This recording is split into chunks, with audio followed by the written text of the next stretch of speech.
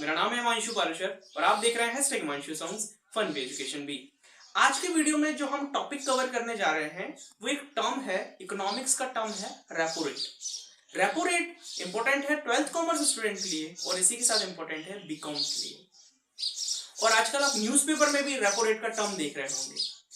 तो हम स्टार्ट करते हैं रेपो रेट के बारे में। स्टार्ट करते हैं रेपो रेट के बारे में कि रेपो रेट क्या होता है। आरबीआई, जैसे कि आप जानते हैं, रिजर्व बैंक ऑफ इंडिया, ये रेपो रेट डिसाइड करता है ना। ये पहली चीज है, ये पहला पॉइंट है आपका। आरबीआई क्या करता है, लोन देता है कमर्शियल बैंक को।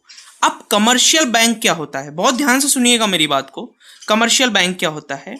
कमर्शियल बैंक जिसमें आपके अकाउंट होंगे, जिसमें सबसे पॉपुलर बैंक जो है वो SBI, HDFC, bank of Baroda और आईसीआईसीआई, ऐसे कई सारे बैंक्स होते हैं। कमर्शियल बैंक उनको हम बोलते हैं, ओके। और ऐसे कई सारे बैंक होते हैं, ये 4 लिखे हैं, सिर्फ ये 4 नहीं होते, और भी कई सारे होते हैं, ओके। तो reserve bank of India loan देता है कमर्शियल बैंक को। Reserve bank of India loan देता है कमर्शियल बैंक को, किस पर?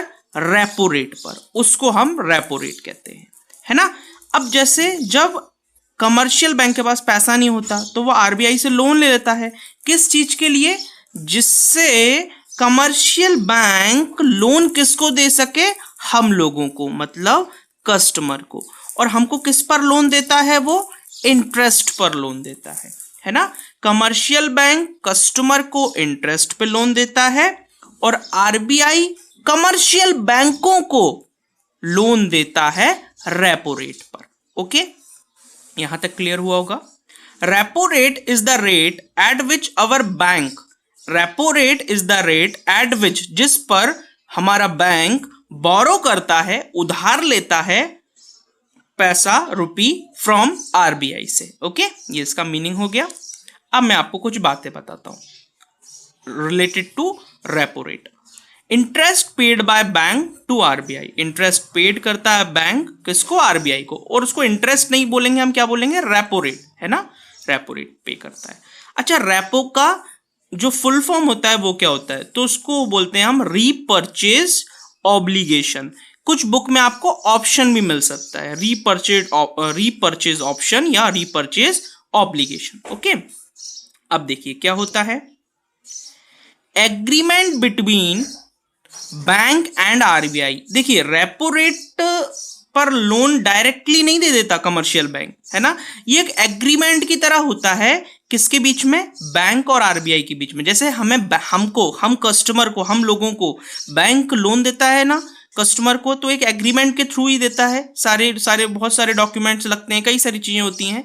ऐसे ही आरबीआई जब लोन देता है बैंक को तो एक एग्रीमेंट बनता है जिसमें बैंक प्रॉमिस करता है कि वो रीपर्चेज कर लेगा गवर्नमेंट सिक्योरिटी को या बॉन्ड को। देखिए, जो आरबीआई का और बैंक का जो एग्रीमेंट होता है तो उसमें होता क्या है बेसिकली?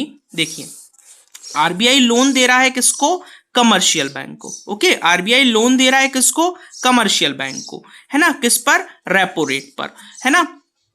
तो उसमें होता क्या है कि कमर्शियल बैंक कुछ बॉन्ड, कुछ गवर्नमेंट सिक्योरिटी आरबीआई को दे देते हैं और आरबीआई उसके बिहाफ पर कमर्शियल बैंक को लोन दे देते हैं, है ना। और उसमें बैंक प्रॉमिस करता है कि मैं इसको रीपर्चेज कर लूंगा। ये जो गवर्नमेंट सिक्योरिटी मैंने जो दी है ना, ये जो मैंने चीज गिरवी रखी है ना, बॉन्ड, है ना, एक तरीके से गिरवी बोलेंगे हम, तो इसको मैं रीपर्चेज कर लूंगा। ऐसा आरबीआई, ऐसा बैंक बोलता है जब बैंक लोन ले रहा होता है किससे?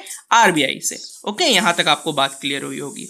रेपो का पीरियड कितना होता है, मतलब कितने टाइम के लिए लोन लिया जाता है? ओवरनाइट। ओवरनाइट मतलब एक दिन के लिए, या फिर 7 डेज के लिए भी आरबीआई ने कर दिया है।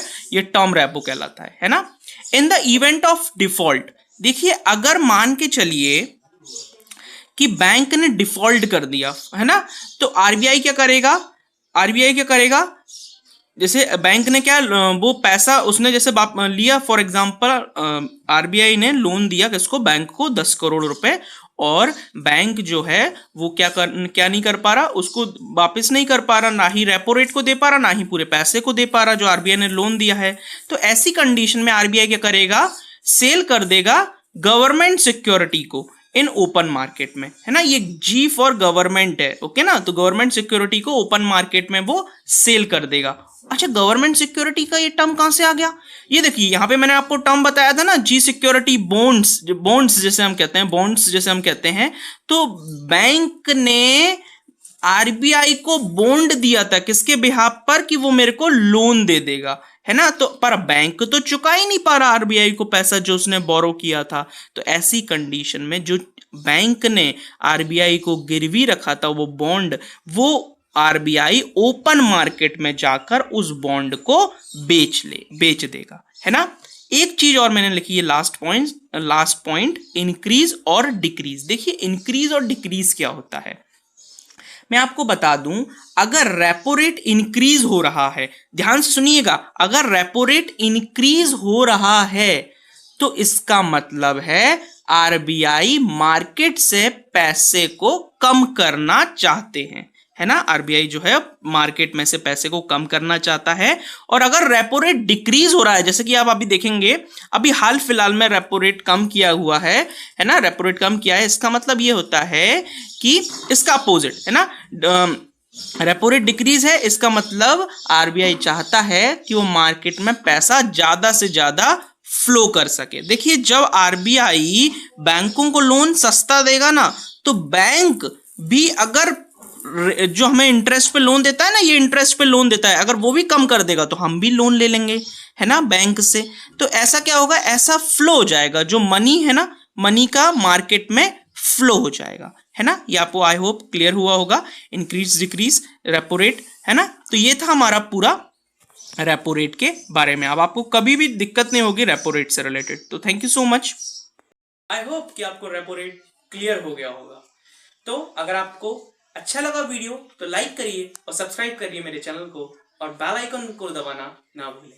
So thank you so much, हम मिलेंगे नेक्स्ट वीडियो में एक बहुत शानदार टॉपिक के साथ।